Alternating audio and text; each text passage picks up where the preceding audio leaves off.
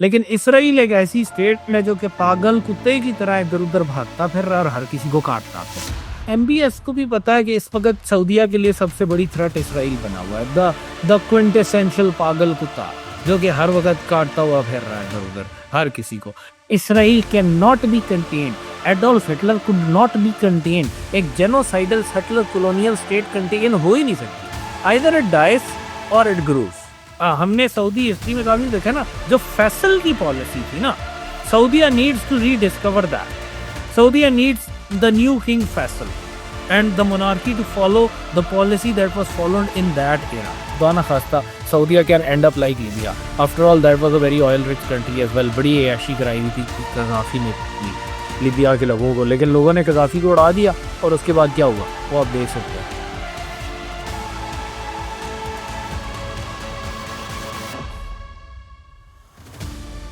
So moving from one end of the Sunni spectrum to the next one, sir, we have to talk about Saudi Arabia because ultimately Saudi Arabia is also trying to do something in the region. Whether it works out or not, how do you see them playing out? कि कैसे पे उनके भी काफी ज्यादा interest है and America का भी काफी ज्यादा vested इंटरेस्ट है in Saudi Arabia. So how does that play out in the coming years, in your opinion? अच्छा, अब ना वही फ्रेमवर्क हम पहले इंटरनल देखते हैं। अब एक मिसाल है ना, ईरान की मिसाल एक ऐसे बंदे की सी है जो कि कॉन्फिडेंट है, उसके पास कुछ वेपन्स भी हैं, थोड़ा बहुत पैसे वैसे भी हैं। वो जब ट्रैवल करता है तो उसे शक है, उसे खतरा है कि डाकू उस पर हमला करेंगे, लेकिन वो जो है वो कहता है अच्छा डाकू हमला करेंगे तो मैं उनसे लड़ूंगा। और तुर्की की मिसाल उस अमीर आदमी की सी है जिसके पास वेपन भी है, जो कॉन्फिडेंट भी है और उसकी डाकुओं से थोड़ी साफ सलामत भी है। उसे ये भी पता है कि डाकू अगर उस पर हमला करेगा तो अपना भी काफी नुकसान कर देगा, तो डाकू उसको इस चीज का खौफ भी कम है कि डाकू उस पर हमला करेगा। तो इसी एनालॉजी को अगर आगे लेकर जाएं तो सऊदीया उस मोटे से सेठ की तरह है जो बिल्कुल मोटा सा होता है, हिल भी नहीं सकता, पैसे उसके पास बहुत होते हैं, बग्गी में एक संदूकचा भरा है सोने का, और उसने कुछ गार्ड वार्ड भी रखे हैं, लेकिन मर्सनरीज पर उसे एतबार नहीं है, होना भी नहीं चाहिए। मर्सनरीज ही कई दफा डाकुओं के साथ मिल जाते हैं और वो बस हर वक्त इस टेंशन में है कि मेरे ऊपर हमला हो जाएगा, आज क्या कल गया, आज क्या कल गया, तो आज गया कल गया, तो वो बेचारा ना इस टेंशन में है। तो एक मोहम्मद बिन सलमान साहब को कुछ मुगालते हुए थे अपनी बादशाहत के स्टार्ट में, जो अब दूर हो गए हैं, उन पर आता हूँ भी। मेन चीज आप सऊदीया की स्ट्रेटेजिक पॉलिसी को देखें ना, सऊदीया एक मोनार्की है और सऊदीया में कोई अवाम की राय इतनी ज्यादा इंपॉर्टेंस नहीं रखती डायरेक्टली, इनडायरेक्टली लेकिन उसका काफी रोल है। अल्टीमेटली कोई भी मोनार्की भी नहीं चल सकती अगर अवाम में वो बहुत ज्यादा हेटेड हो जाए, दैट इज नॉट पॉसिबल। तो सऊदीया में जो मेन गोल है सऊदी स्टेट का या सऊदी गवर्नमेंट का, वो ये है कि जो आले सऊद फैमिली है वो इक्तदार में बरकरार है, वो अपने आप को इक्तदार में बरकरार रखना चाहते हैं बाई हुक और बाई क्रुक। इस मकसद के लिए वो को प्रो इस्लामी पॉलिसी फॉलो करें या वो सेकुलर पॉलिसी फॉलो करें या वो कोई मुसलमानों की पीठ में इधर उधर छुरा घोंप दें या वो मुसलमानों को इवन नोबल कॉजेज में सपोर्ट शुरू कर दें, डजेंट मैटर, जो चीज whatever works, the main goal is कि किसी तरह बादशाह सर्वाइवल ऑफ द बरकरार साउथ. रखा जाए। मेन ये है, बस ये है, मेन चीज ये है। तो अल्टीमेटली अब क्या है जी कि मोहम्मद बिन सलमान ने क्या किया, जैसी वो इक़्तिदार में है कि उन्होंने पावर प्रोजेक्शन की कोशिश की। उनका ख्याल ये पैदा हो गया कि भाई मैं सेठ हूँ, मेरे पास पैसे हैं, मेरे पास मर्सनरी हैं, मुझे किसी से डरने की जरूरत नहीं है, मैं लोगों पर हमले भी कर सकता हूँ, मैं अपना इक़्तिदार बढ़ा भी सकता हूँ।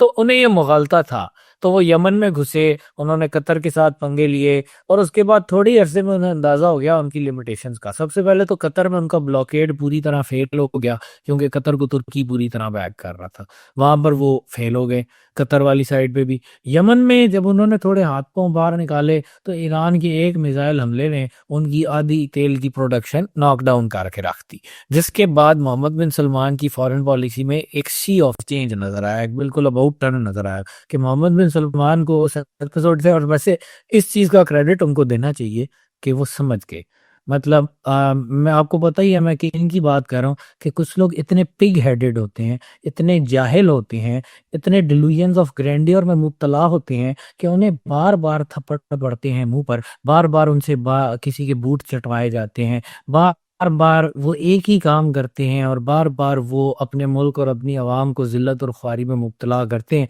लेकिन उन्हें समझ नहीं आती कि वो क्या कर रहे हैं। अपेरेंटली सऊदी मोनार्की इसीलिए इतना सरवाइव कर रही कि उनमें एक कैपेसिटी टू लर्न है। और जो जिनकी मैं बात कर रहा हूँ उनकी मोनार्की जो है वो सरवाइव करती हुई इसीलिए नहीं लगती क्योंकि वो मुकम्मल तौर पर ही अकल से पैदल हैं और किसी किस्म की कोई समझ नहीं रखते। चलो, अल्लाह का शुक्र, तो अल्लाह का शुक्र है ये बात है। तो मैं कह रहे अल्लाह का शुक्र है जी, इतना चैनल हमारा चलता नहीं है, वरना उठाए जाते थे। हाँ नहीं, लेकिन देखो बात ये है ना कि एमबीएस समझ गए उस स्ट्राइक के बाद कि यार मैं ईरान से लड़ के अपने मुल्क को तबाही का गार नहीं बनवा सकता। हमारा मुल्क तेल की इकोनॉमी है, हमारी आवाम जो है वो तभी हमारी मोनार्की को कबूल कर रही है कि उनको एक बड़ा बेहतरीन स्टैंडर्ड ऑफ लिविंग दिया गया। आप लोग बात करते हैं ना जी पाकिस्तान में वीगो आ गया, ये आ गया, वो आ गया, पाकिस्तान में कुछ भी नहीं होता कंपेयर टू सऊदिया। सऊदिया में आप बात करें ना जरा मोनार्की के खिलाफ कोई करे तो सही, ऐसी जगह डालते हैं कि ये पता भी नहीं चलता बंदा बेचारा गया किधर। और और कहाँ कहाँ से ढूंढ के टॉर्चर सेल हैं बड़े, हाँ बड़े खौफनाक टॉर्चर सेल हैं। और पाकिस्तान में तो हमने अभी ये चीज देखी ना कि औरत का भी कोई एहतराम नहीं, मतलब औरत हो मर्द हो पीस डालो। लेकिन सऊदिया में ये औरत का एहतराम कभी भी नहीं था। हमारे तो माशरे में फिर भी थोड़ा सा अरब इस मामले में बड़े थोड़ा सख्त है। तो वो तो औरत मर्द की कोई उन्होंने पहले दिन से ही कभी कोई रियायत या तमीज नहीं की। वो तो हर किसी को ही जो है वो लंबा पा के, वो जो पंजाब पुलिस की इस्तेलाह है ना, उसको इस्त्री कर देते हैं, प्रॉपर तरीके से सीधा कर देते हैं। तो वो बड़ा एक रिप्रेसिव ऑपरेटर्स है। लेकिन अगर आप रिप्रेशन बहुत ज्यादा करें अवाम उठ खड़ी होती है। अल्टीमेटली ईरान में भी यही हुआ था। ईरान में सावक ने ये रिप्रेशन ऑपरेट, ईरान में अवाम उठ खड़ी हुई। अरब बड़े वोलाटाइल है, लेकिन क्यों नहीं खड़े होते? उसकी वजह यह है कि अरबों को बड़ा कुछ दिया है इस मोनार्की ने। ईरान में वो मोनार्की दे कुछ नहीं रही थी, गरीब गरीब तर हुई जा रहा था, लोग जलील हो रहे थे, गुर्बत में रह रहे थे। सऊदिया में ऐसे नहीं है। सऊदिया में आले सऊद ने जो पैकेज दिया है वो ये है कि भाई तुम हमारे खिलाफ मत बोलो, लेकिन फिर हम आपको बड़ा कुछ देंगे, बेहतरीन फैमिली लाइफ। 12-12 बच्चे भी आपके होंगे तो आपको फाइनेंशियल मसले नहीं होंगे, बड़ी गाड़ी होगी, बड़ा घर होगा, आपको बेहतरीन एक स्टैंडर्ड ऑफ लिविंग मिलेगा, बेहतरीन सड़कें होंगी, बेहतरीन सिविक फैसिलिटीज होंगी। तो बड़ा कुछ सऊदी मोनार्की ने उस अवाम को दिया है। तो वो कैसे दिया है? वो अपनी इकोनॉमिक पावर के ऊपर दिया है। तो अगर ईरान उनकी तेल की प्रोडक्शन नॉकआउट करना शुरू हो जाए तो फिर लोग भी कल कहेंगे कि हाँ जी इस एमबीएस को हम क्या फिर करें, ये तो हमें कुछ भी नहीं दे रहा, हमें ना अमन मिल रहा है ना हमें कोई इकोनॉमिक रिलीफ मिल रहा है, तो हम इसकी टिरनी को क्यों बर्दाश्त करें? तो एमबीएस को ये बात समझ आ गई। ठीक है, जिनको नहीं समझ आती फिर उनका अंजाम जो होता है वो हो ही जाता है, इनएविटेबल होता है। तो एमबीएस समझ गया, उसको समझ आ गई कि भाई हमारी औकात इतनी है, हमने उसमें रहना है। तो अब उसने चेंज कर दिया, उसने कहा भाई ईरान से हमारी कोई लड़ाई नहीं है, ऐसी भाई लोग हैं, हमसाए हैं, खैर है, कुछ नहीं होता। ईरान से भी उसने कुछ कुछ ताल्लुकात सीधे कर लिए, तुर्की से भी उसने कुछ कुछ ताल्लुकात सीधे कर लिए। और एमबीएस को सिर्फ ये चीज है कि भाई इस तरह की डिस्टेबलाइजेशन ना हो कि हमारी इकोनॉमी तबाह हो जाए। उसकी आप पॉलिसीज अगर देखें ना तो मुसलसल वो इकोनॉमी पर सेंट्रिक है। पहले जो उसकी एक्सपेंशन थी ना उसमें भी आपको ये चीज नजर आ रही थी कि वो एक्सपैंड इसीलिए करना चाह रहा है कि उसे लग रहा था कि भाई एक्सपेंशन के बगैर हम इन चीजों को बरकरार नहीं रख सकेंगे। उसे नजर आ गया कि भाई एक्सपेंशन वाला काम तो नहीं है, एक्सपेंशन वाला काम नहीं है तो चलो कोई नहीं, we are going to make it through the commercial stuff. हम जो है वो अपनी इकोनॉमी को डाइवर्सिफाई करते हैं, इन्वेस्टमेंट लेकर आते हैं, एक स्टेबल एनवायरनमेंट। लेकिन स्टेबल एनवायरनमेंट किधर से आएगा अगर जंग की आग बढ़ गई हो हर तरफ?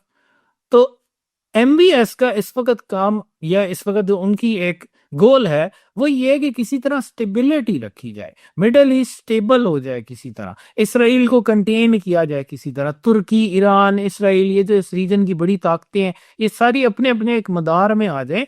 और ऑफ कोर्स यूनाइटेड स्टेट्स हो या चाइना हो कोई बड़ी पावर इनको थोड़ा लगाम डाल कर रखे, ये मुकम्मल तौर पर they should not right rough shot over everybody else. और आपको नजर आ रहा है कि तुर्की तो ऐसा कुछ कर नहीं रहा, ईरान तो ऐसा कुछ कर नहीं रहा, लेकिन इसराइल एक ऐसी स्टेट है जो कि पागल कुत्ते की तरह इधर उधर भागता फिर रहा और हर किसी को काटता फिर।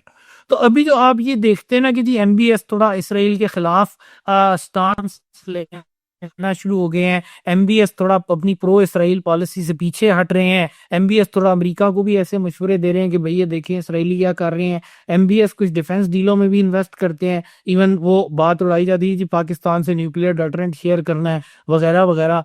वो सारा कुछ इसलिए है कि एमबीएस को भी पता है कि इस वक्त सऊदीया के लिए सबसे बड़ी थ्रेट इसराइल बना हुआ है, द क्विंटेसेंशियल पागल कुत्ता जो कि हर वक्त काटता हुआ फिर रहा है इधर उधर हर किसी को। यूएई के खिलाफ उनकी जो एक टर्न आपको नजर आ रहा है कि उन्होंने यूएई को लगाम डालने की कोशिश की, वो भी यही है कि यूएई जो है वो बिल्कुल जैसे वो होता है ना, वो एक बुली के साथ मिल हाउस होता है, वो जो सिम्पसन्स की एनालॉजी है मेरा ख्याल है, एक बुली के साथ एक छोटा होता है, वो गैस्टॉन के साथ लबूफ होता है, वो ब्यूटी एंड द बीस्ट वाला। तो ये कैरिकेचर है। तो यूएई बिल्कुल उस तरह का मिनियन बना हुआ है बुली का, इसराइल का। और सऊदियों को ये बात समझ आ गई है कि भाई इस वक्त जो थ्रेट है वो इसराइल से आ रही है और इसराइल का मिनियन प्रॉब्लम क्रिएट कर रहा है, डी इंस्टेबिलिटी क्रिएट कर रहा है, इसराइल का सर्वाइवल ही पीरियड इंस्टेबिलिटी में, यूएई उनके साथ इस खेल में शामिल हो रहा है। तो सऊदिया कहता है कि नहीं, इसराइल तो चले ठीक है हमारी पहुंच से दूर है, लेकिन यूएई को हम लगाम डाल सकते। तो यूएई को वो अब लगाम डालना चाह रहे हैं, यमन में उन्होंने डाली है, उसके बाद they are going talking about Sudan as well कि यार सूडान में भी थोड़ा सा जो है वो चीज़ों को बेहतर करवाया जाए।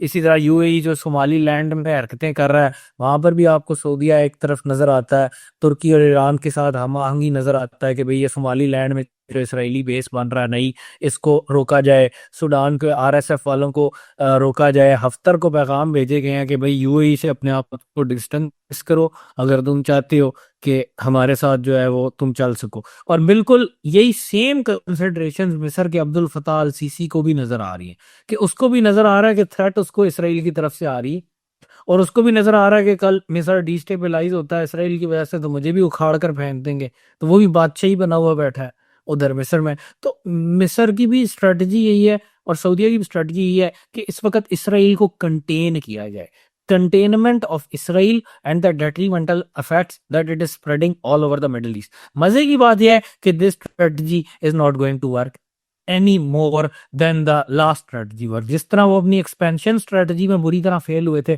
उसी तरह वो कंटेनमेंट में भी फेल होते हुए दिखाई देंगे प्रोबेबली जल्द या बदे। उसकी वजह यह है कि इसराइल कंटेन होने वाली चीज है ही नहीं। Israel can not be contained, Adolf Hitler could not be contained, एक genocidal settler colonial state contain हो ही नहीं सकती। आइदर इट डाइस और इट ग्रोस, और कुछ है ही नहीं उसका। मलिग्नेंट ट्यूमर या आप निकाल देते या वो फैलता जाता है और बंदे को मार देता। तो ये भी हाफ वे पॉलिसी है। अब सऊदीया के पास अगला दोराहा आएगा जब उनको ये फैसला करना पड़ेगा कि उन्होंने किधर जाना है। या तो उन्होंने अपनी इज्जत, अपनी इकोनॉमी, अपना सब कुछ गिरवी रख देना है अमेरिका के हाथों और बाय एक्सटेंशन इसराइल के हाथों। इफ दे डू दैट, सऊदीया बहुत बुरी तरह बर्बाद हो जाएगा और उसकी मोनार्की भी। ऑन द अदर हैंड, अगर सऊदी मोनार्की ये रिकग्नाइज कर लेती है कि इसराइल एक मॉर्टल थ्रेट है और वो सब कुछ करती है इसराइल को खत्म करने के लिए जो कि वो करने की कैपेसिटी रखते हैं, तो they might survive and they might be remembered in history as well. Ultimately तो हर डायनेस्टी खत्म हो जाती है, लेकिन they might be remembered in history as one of the better guys, one of the good guys. So उनके पास अब ये मौका है, जैसे फैसल थे।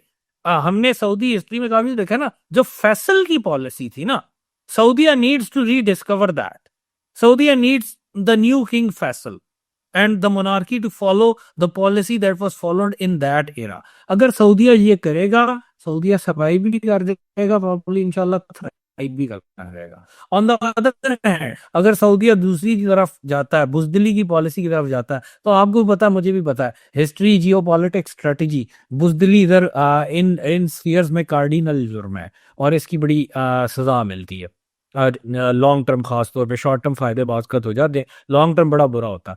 तो सऊदीया अब एक और फोर्क इन द रोड की तरफ जा रहा है। Let's see where it goes from there. लेकिन सऊदीया का एक मसला है, सऊदीया की जो आबादी है ना, जो होम पॉपुलेशन है, वो बहुत ज्यादा तसाहिल पसंद हो गई है, बहुत ज्यादा कंफर्ट लविंग हो गई है।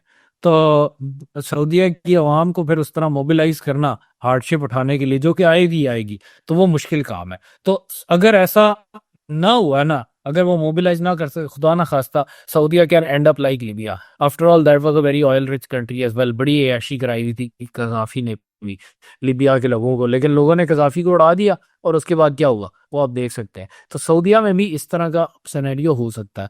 और सऊदीया में तो मुसलमानों की होलीएस्ट प्लेसेस भी हैं। तो हमारी दुआ है कि अल्लाह ताला सऊदी कौम को और सऊदी हुक्मरानों को अच्छा फैसला करने की तौफीक दे और उस पर इस्तकामत से कायम रहने की तौफीक दे। जियो स्ट्रेटजिकली भी उनके लिए बेहतर यही है, और वैसे मजहबी लिहाज से, एक मॉरल लिहाज से भी उनके लिए बेहतर यही है। तो ये बड़ी एक वैसे किसी कौम की खुशकिस्मती भी होती है कि मॉरल कोर्स ऑफ एक्शन और स्ट्रेटेजिक या रियलिस्ट कोर्स ऑफ एक्शन एक ही लाइन पर चले जाए, अलाइन हो जाए। सऊदीया के केस में ये अलाइनमेंट अब हो गई है। They should follow that.